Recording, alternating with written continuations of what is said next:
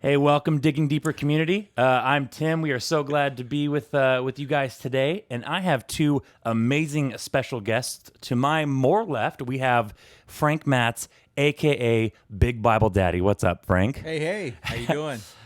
So I know a lot of you guys might be thinking, Big Bible Daddy, what's that about? And I think I'm going to turn this off, but it's a nickname that we have for Frank. And Frank, please tell us why that is a nickname. It started off when I was in California. Some guys were making fun of me at work. I was big, strong guy throwing these big paint cans around, and they were calling me Big Daddy. And one of them, because I'm a Christian, made a comment, "No, he's the Big Bible Daddy," and it kind of just stuck with some group of friends as a joke. And then when I had to create an email and a Facebook profile and a Twitter profile, I just stuck with Big Bible Daddy. Oh, we all have those emails that we look back and kind of giggle. My favorite animal was an ostrich when I created my email, so I was T ostrich, but not nearly as cool as Big Bible Daddy. And then to Frank's left, we have an amazing special guest. They're just amazing and special. Tawny. And Tawny, how are you? I'm good.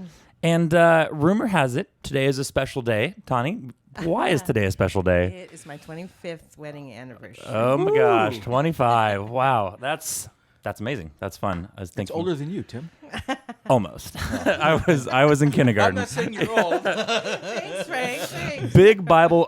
That's what that was. A question I had on my mind, realizing that it's your anniversary, and this is going to go to both of you. Marriage advice. 25 years, that's a long time. You're going to learn a thing or two, the easy way and the hard way. What is maybe what you'd call the most important marriage advice you could give to anybody listening today? Well, that's kind of hard because different relationships, different personalities might need to hear different things. But for me and my husband, I think just recognizing that we need to be a team and work together even when we don't agree and find a way to still be a team, that was huge for us. And then also just having our goal being enjoying each other, not trying to change each other, not trying to fix each other, but just enjoy the gift that God has given us in each other. That's been really helpful as well. Noted. Writing that down now. Frank, what do you got? First off, I would say it's all of grace. Grace? Me and my wife have been married for over 22 years. Not 25 yet. Not yet. I would say probably put your spouse first, actively working and being deliberate in serving each other and putting their needs ahead of your own. That's what served us well. Okay. So I feel like I'm the most important person in my wife's life, and if you talk to her, she feels the same way about me. Okay. You're at least top 5. No, just kidding.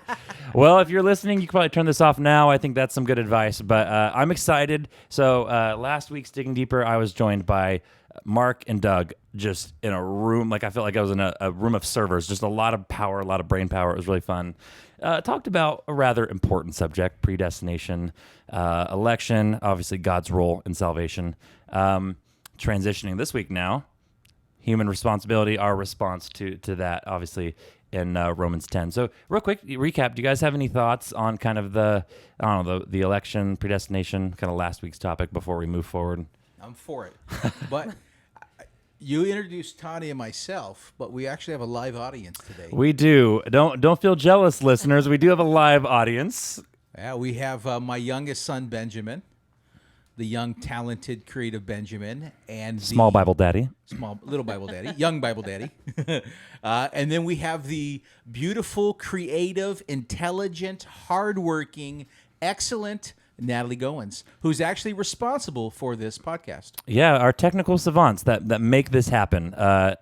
I'm bummed. I thought you were using those words to describe me, Frank. Kind of hurt. I'm processing right now, but we're going to get through it. So, yes, we do have just the people that make this happen are with us today. So, glad to have them. Glad to have you guys. Well, and back to the predestination thing. I was just thankful that Mark said it's one of those mysterious things that we can't quite understand, because that's pretty much my camp. Yeah. The whole predestination thing. He used this term, resting in the tension of things that we don't understand, and that has been something that has stuck with me, just being okay with not understanding everything, but still desiring to learn and study, not using it as an excuse, but learning it as something that's yeah, it's okay that we don't know. Like he literally, he called a shot. Jesus was like, hey, you're not going to understand everything. And we were like, no, but it's true. So now we're getting into kind of what I call our response or our responsibility kind of with salvation, because yes, the cross was all God. It was all Jesus. However, we do have a responsibility as believers, and Romans, the end of 9 and 10 kind of get into that. So Frank, I'm going to throw this first one at you. For me, growing up, you hear Jews, Gentiles, and you just kind of understand them as people groups. It is what it is. But I think an understanding of who they are and their relationship with each other is very important. So do you kind of want to walk us through, and obviously all of us can feed into this, about what the difference was between the Jews and the Gentiles, why they're referenced as different people, and what that means to the rest of the scripture? Yeah, it's a big question. You're going to find out right away that I'm not the big Bible daddy when I start answering these. But I guess I would say it's pretty simple, actually. A Jew was anyone who belonged to one of the 12 tribes of Israel, and a Gentile was anyone else. If you look at the Latin origin and meaning of the word Gentile, it means belonging to a people. And so, but if you look at all of the Gospels, it simply means basically those who are non-Jewish. So Yeah. I'm talking Jews and Gentiles, right? But the difference between the two groups, I would say, are numerous. From if you look through Scripture of how they ate, how they dressed, how they washed themselves, how they worshipped, even with their art, their academics, their language, their social customs, what all they look like, they're all different. Even their architecture was different. So at the center of the Jewish culture was of the Hebrew Bible, the writings of the rabbis, and that's what they held on to. The Jews believed in a transcendent God who created the universe and everything in it. They also believed that they were God's chosen people, right? And rightly, because it's in Scripture, it shows that. It's kind of hard to refute that. And the Hellenistic culture at that time where the Gentiles were at, where it's pretty much a free-for-all of the Greek and the Roman mythology, a free-for-all of morality, of philosophy, and politics. And so, which will lead us into the conversation you want to go to. When the Gentiles enter into a relationship with Jesus, confessing and believing, the Scripture teaches us that they are grafted into the kingdom. Now they're Christians, right, without the church tradition. And so that brings in itself a tension. And so as we were talking before the podcast, we're thinking about it this way, as this difference happens, right? It's somebody like the Jews are like raised in the church. They're raised with the church tradition, the customs, the lingos, the church expectations. And now somebody who's lived their whole life without Christ, lived their whole life outside of the church and without the church, comes to faith and starts going to church, right? They don't know everything. And they start stepping on toes and unnecessarily offending people. All they know is, hey, I was blind and now I see, and I love Jesus, right? And then there's this tension in the church where, hey, you're not doing the things that we say you're supposed to be doing. Well, it reminds me of that parable of the guy that hired somebody in the morning and then hired somebody right before quitting time, and then he paid him the same amount. Right. I think the Jews may have felt that way, like they had this special relationship with God, and then these ignorant Gentiles come in and trample over their traditions, and I think it may have even gotten harder when Paul started saying, well, actually, the Gentiles have it right, and you guys are the ones misunderstanding everything. That would have been really hard to hear, because they were used to feeling like they were special to God just because of who they were. And so I think it would have been like a huge paradigm, mind-bending thing for them. Yeah. Even if you use the illustration of the prodigal son. Yeah, that's one I was thinking of. Yeah? Yeah, similar.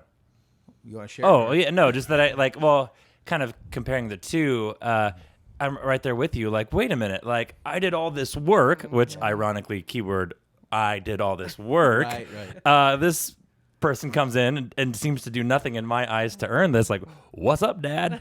And but then Paul, like, all right, so let's write that on a whiteboard. You did all this work. Like, that's not what it's about. And so yeah, prodigal son, the same idea. Like they don't deserve that, and I don't deserve this. And it's like you got it all wrong. You're missing the point. Yeah. So yeah, and I don't know, it's interesting, like that tension.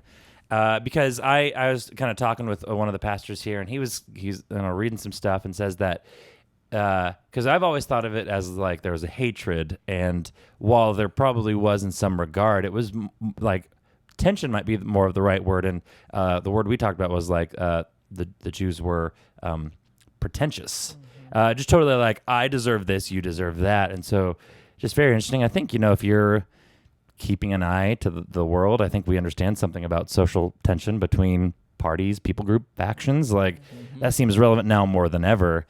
And just imagine that in the church, like walking to church feeling like you're just armored up with body armor because you don't know what's going to happen. Right. It's pretty wild. So, yeah. And then, yes, Frank, I don't know if you want to kind of continue with, because here, like Jew, Israelite, Hebrew, those words kind of get thrown around a lot. And so to the listener, kind of why the three words, differences, similarities, are they the same? Didn't know if either of you guys want to talk about that at all. No, I didn't know there was any difference. I thought they were all same thing. Yeah, I think they're all the same thing, different regions or whatever. Yeah, no, and again, I just asked that question for a listener that might be kind of listening. So, and then we won't talk too much about it this week because that'll actually be in next week's podcast with I believe Chuck and Tyler, but. Because it's in Romans 11 a lot, but you see it a lot in Romans, that idea of how God is in his overall sovereignty using the Israelites' disbelief to open the door for the Gentiles. But it doesn't stop there, because now he's using that to create maybe a healthy jealousy in the Israelites to come back. And I think that's fascinating, looking at all that big picture. How that's something that God's doing, where I think we would look at it kind of step by step, maybe kind of small picture, like what is going on. So I don't know if you guys have any words to that as well. Just it's fascinating how God in his overall sovereignty is doing that here in Romans. Well, I think there's a really good chance that God is always doing something way bigger than we could even fathom. But it is really cool when we catch a glimpse of it in the scriptures or in our own lives where, wow, I thought God was doing this little tiny thing. He was doing this big giant thing. And it's I feel that way about the Jews and the Gentiles, and that part of the gospel is really cool. Totally. Yeah. Just thinking real quick, it took me a second to process what you were asking. Yeah. So if you look at in Exodus, you talk about the Hebrew people. That was the God's chosen people, right? And then out of there were the people that came from Israel, right? Who was named after that area. I think that's kind of where it goes. Yeah. But anyways. And in our previous conversations, Frank, this is something you kind of mentioned. It's interesting to see the different paths to salvation that the Jews and the Gentiles are taking, where I think you described it as Gentiles stumbled into salvation while the Jews stumbled over the very Christ they were looking for and kept going. And and I thought that was fascinating. Just, I mean, even in our own stories, we just have different paths, different roads, how we received salvation, and we're seeing it right here, just two completely different things, and God using them both interchangeably kind of to progress each other is very fascinating. Yeah, so it made sense to me, at least. I kind of grew up in the church. I left my home to go to church, right, because it was escaping what was going on there. And so I was there a lot, man, but I wasn't a Christian. Like, I went to church and did a bunch of stuff, served and everywhere. And I thought because of that, man, I was this wonderful person as I served everywhere. But, man, my heart was so far from God, so far removed from his heart. And I was a pompous jerk to everybody. And it wasn't until I was saved as an adult that I realized that, oh, my goodness, I have no idea. I was sitting here standing on my own work. Hey, God, I'm doing all these volunteer things for your church. I'm getting these people to come to your church. Like, I should get like some credit for this, right? And then when God finally showed me, no, Frank, you're that little wretched little sinner that I died for, and you brought nothing to this. And it was just kind of like, oh, yeah, who am I? Who am I? But it's such a relief, though, to realize that we can trust God to do the work. Like, we need to cooperate with him and pay attention and follow him. But I tried so hard to be good and just couldn't figure out how, and so I just thought I was the worst person ever. So it's kind of the opposite. Yeah. So to learn that no, God's the one that changes us, and He's the one that makes us good.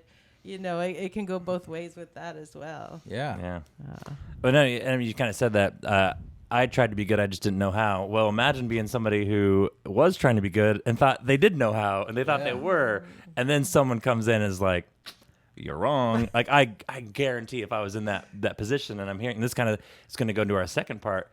I'm going to ask you guys how a Jew or a Gentile might be receiving this information for their first time. I guarantee, I'm going to keep my chips in my basket. I'm like, all right, you're saying I got it wrong, but I got a track record that seems to say that I have it right. But so how do you guys think, and whether this letter is being read to them, as these were, how do you think like a Jew reacts to this for the first time, or a Gentile, this idea that like, hey, Israelites kind of have the wrong idea. You can't get in on your own accord. Right. Salvation's for everyone. Like, this is a big deal. And I think this is one of those things that kind of might get lost in our culture and our understanding, because we grew up, yes, anybody has the ability to accept Christ in their hearts. We grew up kind of maybe thinking that, where this is just a revolution for some. So, I mean, you guys can speak to that. What do you think it was like hearing both of those groups, maybe hearing this for the first time or processing this? Well, I grew up the opposite of you, Tim, and maybe that's why I felt like I could not be good enough, because my religion was very works-based. Oh. And it was all about keeping the rules, and I'm really bad at rules. So I can see where if the Jews like had the kind of personality where they loved keeping rules and it made them feel safe and they felt secure and confident because they were keeping the rules, and then somebody wants to throw them all out, they would be like, whoa, it would take away the rug would be ripped out from underneath them. But if they were, somebody that grew up that wasn't good at keeping the rules, always felt like they were in trouble, then it might be a relief. So a lot just depends on, your relationship with God already too. Yeah, totally. Yeah. I kind of remember talking to somebody, and a little bit of a rabbit trail, but really not. Just like this was somebody who had raised in a life of drugs and stuff, and they had come to know the Lord, and they said, like from my perspective, I totally applaud somebody that's able to come out of a life of addiction, because that, it's something I personally can't even comprehend. But it's almost easy, in his words, to see the light when you've lived in darkness. And so he's like, I commend the person that maybe grew up in church that had to actually differentiate light from fake light, if you will. Mm-hmm. And so that was kind of like an interesting, I just never thought about that. Like, yeah, when you do get a taste of the water, you maybe realize you've been drinking mud, or you see the light when you've been in the darkness, where some... like you have had a pseudo light, and then you realize that no, there's something that's even more of a light, and just how hard that would be. And I think, or if I'm kind of maybe talking out of the other side of my mouth now, I think that like if I grew up on this tradition of law and rules and stuff, and then someone says, no, it's all wrong, I'm probably thinking in my head like, who am I betraying, or like who am I abandoning? Like the people that raised me in this, like I'm not just turning on myself or what I think I know, but I'm kind of giving all of that up. It would be really, really hard. A lot of processing, I think. But yeah. Well, Jews in that time that became Christians would have had that struggle with their families for sure.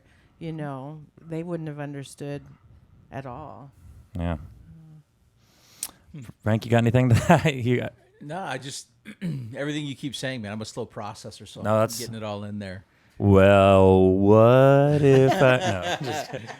On top of being slow, I'm an internal processor, so See, I just try to form my thoughts before I say them out loud. Oh, see, I speak then I think, so which generally means I'm trying to do this, or like that didn't make sense. Yeah, I go back to remembering back in Romans chapter 3, right? When Paul reminded the readers that Jews had privileges of those, right? They received the words of God first. There was privileges, but that Gentiles and sinners are the same in the fact that they're all got sin in them, right? So there's certain advantages, I think, for the Jews for having God's word and being close to it and they're looking for the Messiah, they're looking for the Savior. They just happen to miss the boat entirely. Yeah. Where the Gentiles, man, they weren't looking for that. They weren't looking for, maybe they were looking for something nice in their life to add to it or whatever, or maybe they're looking for some easy way. But then when they're introduced to Christ, it like changes the whole ball game of your life, right? And I think so when they start receiving, you asked the question, how did they receive it when they first heard it? I would think for the Gentiles, or when you first hear the gospel, man, it is living water. It is refreshing. It is something so new and so encouraging and so overwhelmingly powerful that it should, and it most likely does, produces worship in you as you're like, oh my gosh, I can't believe this is, for me, this salvation. So. Yeah. That makes sense? Yeah. No, that makes a lot of sense. Yeah, and I thought of something, but it went away, so it must not be important. Come back. I hope it comes back. So yeah, we've been digging a lot into that and the Jews and Gentiles. And we'll get back to that in a minute, but I kind of want to go to our lives and maybe some life application for the listener. Very simple question. And, some might think, oh, I don't want to ask that question because I should know, but I think it's a good question for us to talk about. How do I know I truly believe? Or how do I truly believe? And then again, in conversations prior to this, Frank, you mentioned the term like the simplicity of salvation, which seems like a lot because I think there's just been so much complexity about maybe like my own personal walk and things I've processed. Right. And that's totally fine. But I think that's something that's even being here in Romans is like, because all the works-based stuff was so much step-by-step, like, hey, listen, hear, believe. Like, that's kind of it. But I don't know if you guys want to talk about that. Like, how do I know if I truly believe? I think that's a question Christians will ask themselves at some point. Yeah. So it's a question I wrestled with earlier on in life, right? Trying to figure that out. We know Romans 10:13, everyone who calls in the name of the Lord will be saved, right? Romans 10:9, just a few verses before, if you confess with your mouth that Jesus is Lord and believe in your heart, right, that God raised him from the dead, you will be saved. So when I talk to people who understand or have heard the gospel message before, the question I ask is, are you trusting in Jesus right now for your salvation? Right? Are you confessing and believing in the Jesus of the Bible for your salvation? Are you trusting in anything else? Because if you're trusting in anything else outside of Christ, man, you don't got it yet. So, and to answer the question of, I think you said the simplicity of salvation, should there be a difference, right? How would you know? I would say that there should be a change in you, in your desires right away, right? Your desires at how you want to spend your time, the desires of your affections change. Like when I fell in love with my wife, my affections changed. Don't judge me, people who are listening, but when I met my wife, I had 5 separate girlfriends. And I was balancing all of that out, and I met my wife. Big Bible, Yeah. And I was dating all of them, and I met my wife, and I was like, I really like her. I want to marry her, I think. And when I got to that point, and my affections were for her, I dumped all my other girlfriends and was like, I just want to pursue a relationship with you. And I think in the same way for a Christian, once you become and you embrace and your affections turn toward Jesus, your affections for everything else fade away. They don't go away, but they should fade away. Right? But I think sometimes that's what confuses people, though. I think mostly I know this from the counseling stuff that they don't feel like they've changed enough. Like they cry out to the Lord, they ask Jesus to save them, and they truly want to have a good relationship with him, but their affections don't change. And then I think that confuses them. So, but I love what you were saying all throughout the Bible, even like in the Old Testament, God, if only my people would cry out to me. Like if we ask Jesus to save us, I believe he will save us. But then it's learning to live in that salvation and trust in it and trust that he saves us out of his goodness and his power. and then moving on and not getting stuck. Like I'm not changing quick enough, or I'm not changing enough. Right. You know. Yeah, I would say sanctification is a lifelong process, right? Praise God, I'm a lot further along than I was when I got saved, or even just 5 years ago, right? And I don't want to say that salvation, to know you're saved, is based on feelings. I'm just saying that one way is your affections change. The other way is asking that question, man, am I trusting in Jesus Christ right now for my salvation? If I am, then you would be counted as one of the believers, right? But there should be changes in you. The things that you desire, your appetite should change. There should be a desire to want to confess, a desire to want to repent, a desire to want to cry out, a desire to be with his people. There should be a desire to want to live by the Bible and embrace the fruit of the Spirit, right? Being gentle and calm and joyous, and so. Oh yeah, I agree. But a lot of times God doesn't do it in the order we would like. Oh, 100%. 100%. Or in the speed that we would like. Right. And so we get frustrated, or we feel like there's something wrong with us. But it, like you said, it goes back to trusting him and trusting him right now. He's saving me right now. And just and cooperating with his process. Well, I think a word that you were hitting on, but never quite said, like, so now somebody who believes is going to possibly feel conviction. So, you say your desires, and unfortunately, it's not like day and night where if I struggle with this sin, I'm like, all right, God, like, cry out. The sin doesn't go away, and you didn't say that. But I do think now that as we walk with Christ, we almost understand that.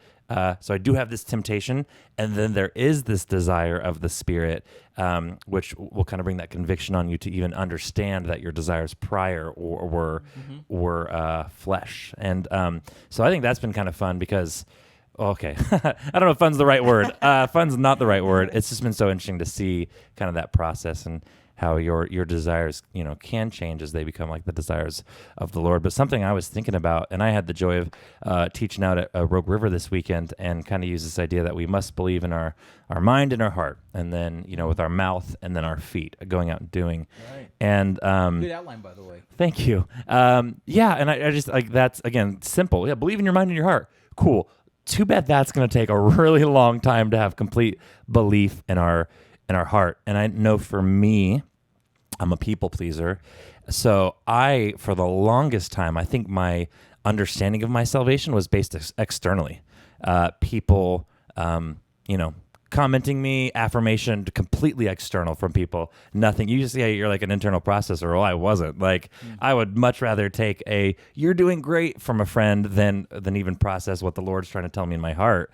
And I have this friend that, one time they were asked this question by this person, and this friend is somebody I hold to a very high esteem. Would not question much about them. So this other person asked that friend, do you believe that you're a child of God? And it rocked the person. And I'm just sitting here like, yeah, you are. That's a really dumb question. Like, you are. Let's move on. But this person really had to go through a season where they were asking that question themselves and really evaluate deep down in the depths. And I was just like, it's one of those people where if they're asking that question, why am I not asking myself that question? Right. And so just like allowing me to understand that external affirmation, that stuff that is good, like those people theoretically are seeing fruit from my life, but really believing and trusting in your heart to the fullest extent, to ask yourself those deep, dark questions maybe. So yeah, no, it's again, I wish that there was a light that I could wake up, go into the bathroom and be like, am I doing good, God? Like, am I ding? Like, or it's red and you got to change something, but it's the same way that I would know how my relationship with you guys is going, is conversing with you and being with you and experiencing life with you. And yeah. And when you don't want to spend time, there should be a check, right? Yeah, exactly. Hey, well, I don't want to spend time with Frank. Well, yeah, He's the coolest person in the world. Exactly. Just joking. No, that's real talk. No, but like when I wake up in the morning and I don't feel like reading my Bible, that's a check for me. Yeah. Like when I wake up Sunday morning, I'm like, I don't even want to go to church today. That's a check for me. And so I got to go back to, okay, do I believe this? Yes. Okay, I need to get my heart right. God, forgive me for acting like a selfish punk. Well, and there's so many different ways to get to know God too. Like Jesus being our Savior and God being our Father and our friend and our counselor and our comforter, like, and the Holy Spirit teaching us. There's so many different aspects to getting to know God better. And as we grow in those things, our faith will grow and our understanding and our security will grow as well. Mm-hmm. Yeah. Dude, I tell you, it's a great thing, man. Being a father to my kids is showing me the heart of God. Wow. Realizing that, man, I am so short on my understanding of what being a father, and you read God's word and how he deals with me, and it really changes the way I try to deal with my kids. Wow. And so even being a father, you learn about his heart. Being a friend, like I want to be a good friend to the peers around me, right? Well, what does Jesus do? I know I'm not there, right? But it encourages me to try to do better as a friend and treat you guys like you guys were Jesus. No, those are all great words. And kind of digging back, going back to the text, probably, I don't know, the whole, chapter 10 was amazing, but I think the first 3 verses, I think, kind of set the tone, and those were, I don't know if I want to call them the most, like, relatable verses. Going to read them here real quick. It says, brothers and sisters, my heart's desire and prayer to God for the Israelites is that they may be saved. For I can testify about them that they are zealous for God, which if you're hearing that word for the first time, passionate, very enthusiastic. Their zeal is not based on knowledge. And like this is what blew me away, and I think this ties into what we've been talking about. It says, since they did not know the righteousness of God and sought to establish their own, they did not submit to the righteousness of God. So they did not know God's relationship or his righteousness. So they obviously kind of created their own. So being able to learn, I think, maybe from the Israelites and the Jews, I kind of want to ask you guys, what are some of the biggest ways that you think in our world today that we seek to make our own righteousness? Specifically, maybe not seeing God's or not knowing God's and making our own righteousness. You want to go first? Well, I was thinking of accomplishments. Oh, yeah. Right? If you look at all the accomplishments you have and you're trusting in those, you're trusting in all the things you're doing for the church, all the things you're doing for the community, all the sacrifices you're making for your spouse, like putting your spouse first and your, sacrifice you make for your kids. And you say, I'm going to trust in those. I think that's putting it in the wrong spot.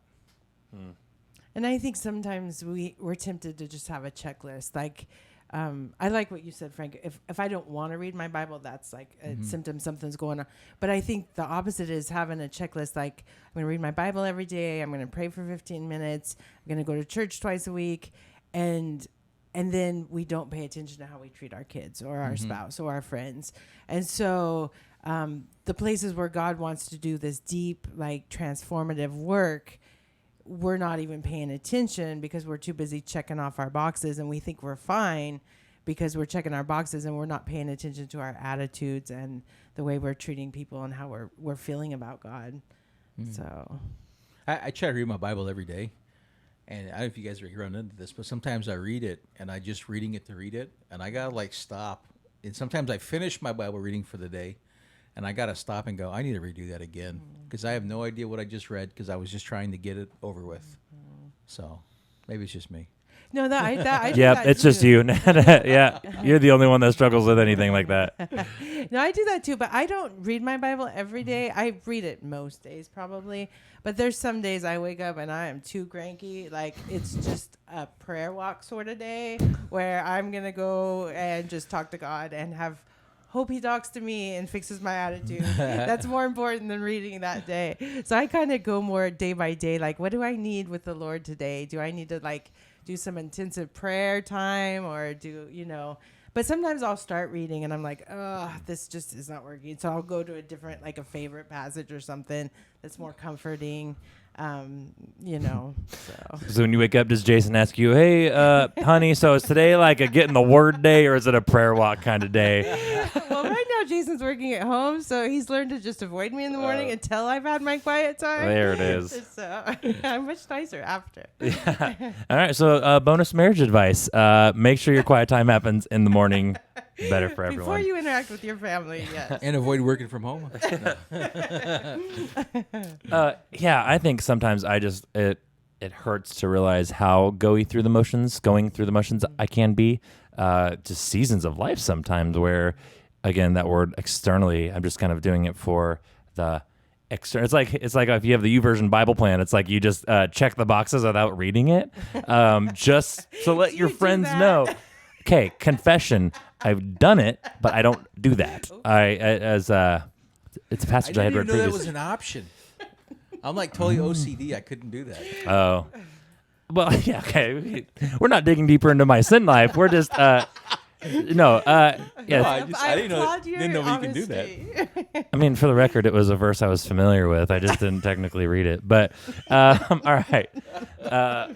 Before I lose too much favor here, a question, and this, might just kind of be a roundtable discussion. I don't know if there's any way, as we try to grasp a bigger understanding of what their life was like, they being the Jews, the Gentiles, would you guys say, in your opinion, with how we know culture and how we experience culture and how we know their culture to be, would you say it is easier, tougher, or as hard for us to trust God's righteousness than it was for the Israelites?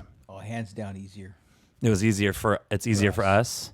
Yeah. Okay. With the work of the Holy Spirit, man. Wait, they didn't have that. Well, they did. Well, in the they New did Testament. after the new. Yeah, you're right. I was thinking of when The Jesus Old was walking Testament. around. Yeah.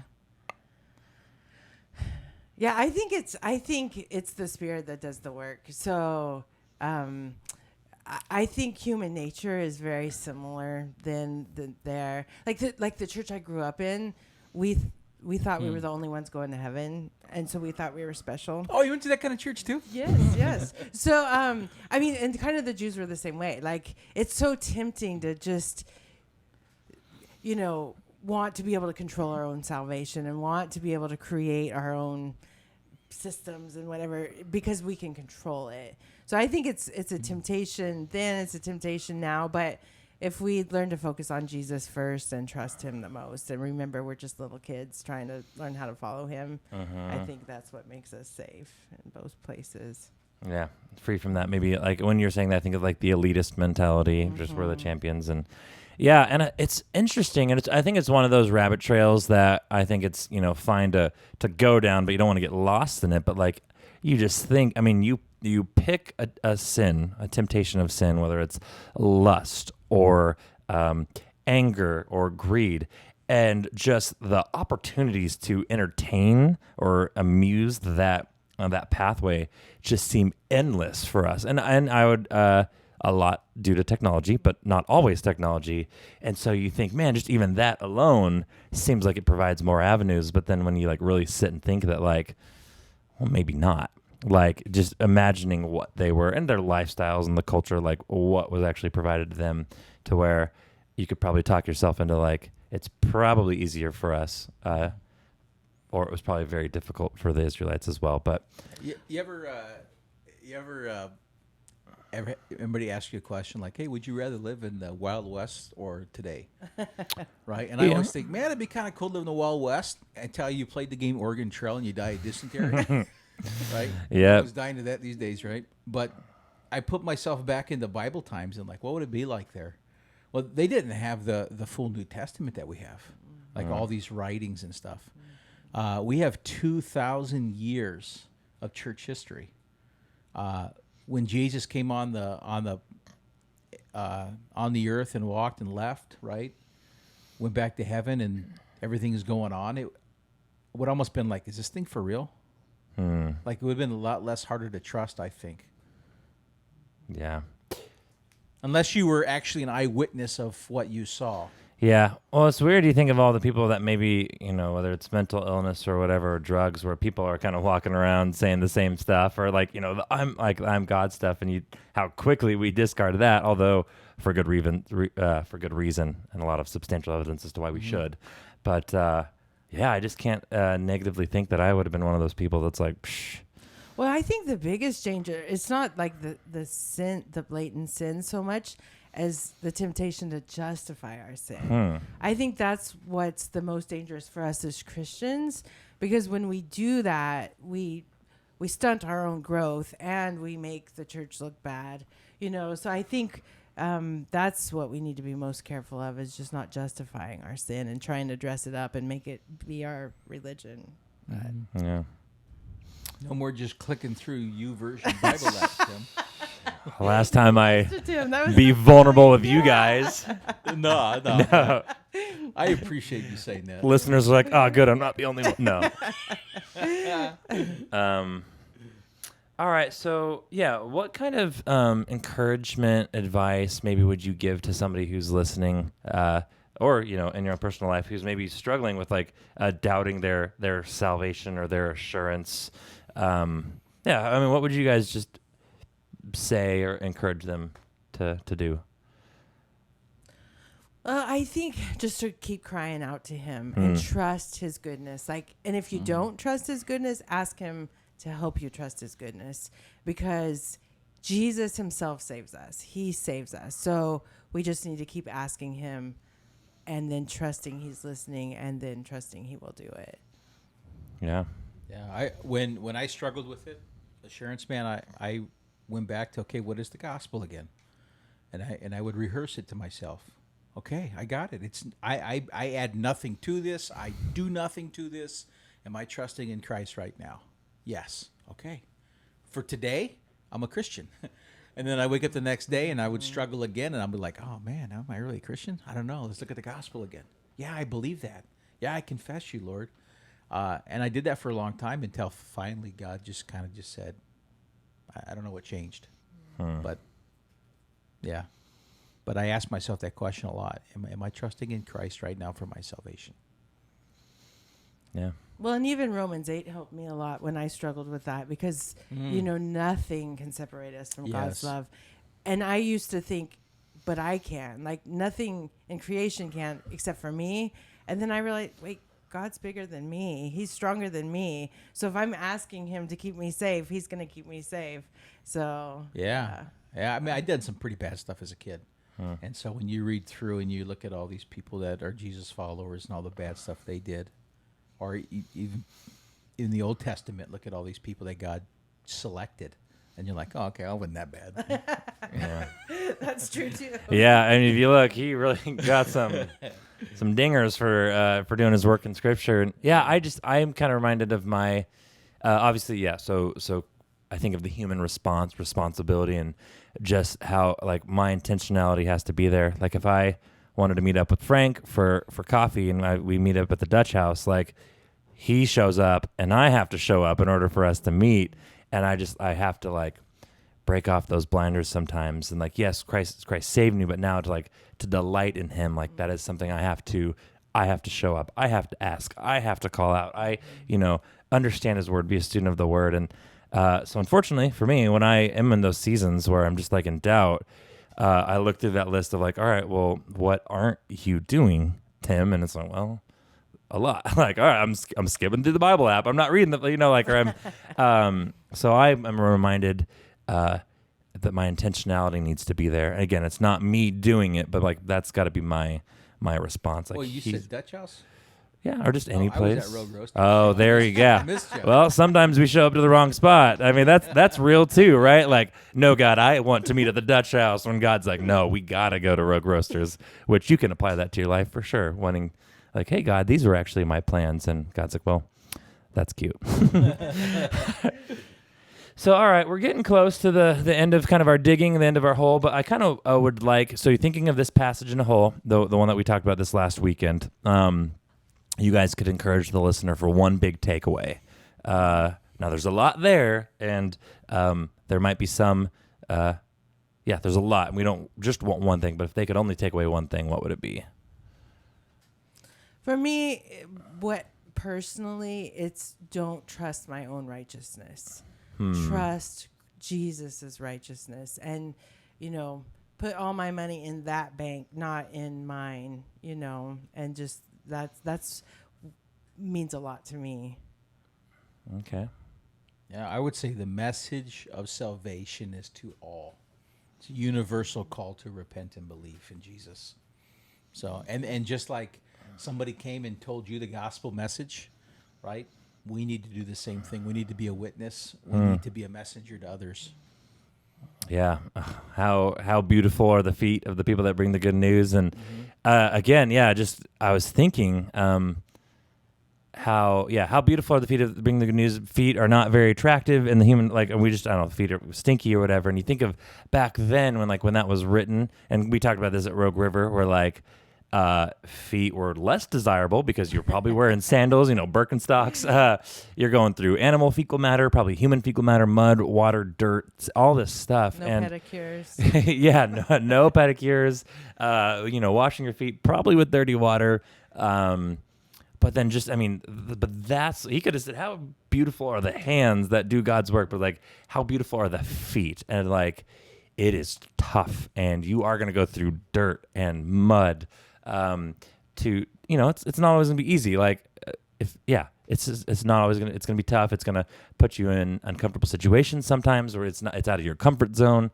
So I was resting on that, like, how beautiful are the feet of the people that bring the good news. So, yeah, no, that's a fantastic word.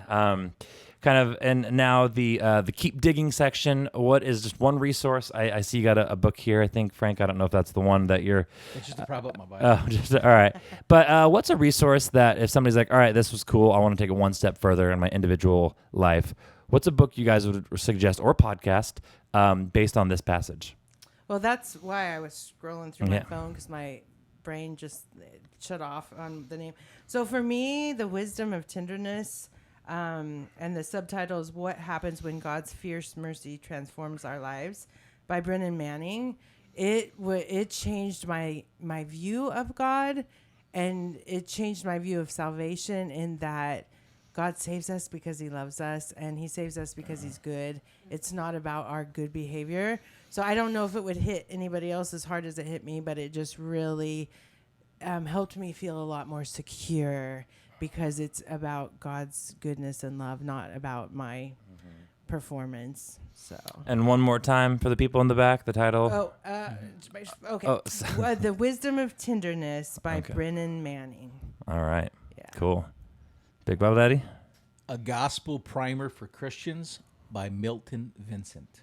Okay. A Gospel Primer for Christians by Milton Vincent. All right. It's a bunch of short passages of gospel truths. Biblical truth that you can savor the glories of God's love and experience the life-transforming power of the gospel. It has just short truths to rehearse the gospel daily for yourself. There's it in prose form. Matter of fact, I read that at On Track.